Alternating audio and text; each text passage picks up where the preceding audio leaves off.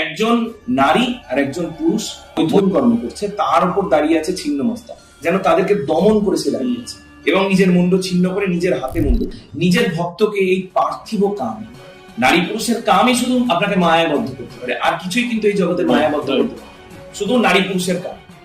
সেইখান থেকে নিজের ভক্তকে মুক্ত করবেন বলে, জয়া আর বিজয়কে মুক্ত করবেন বলে তাদের কামকে তৃপ্ত করছেন। আপনি ছিন্নমস্তার গল্পে কি বলছে, যে মা তার দুজন ভক্তকে নিয়ে স্নান করতে গেছেন, মায়ের খুব খিদে লেগেছে, তার ভক্তদেরও খিদে লেগেছে, সে খিদে নিবেদন করছে। এই খিদে কিসের খিদে?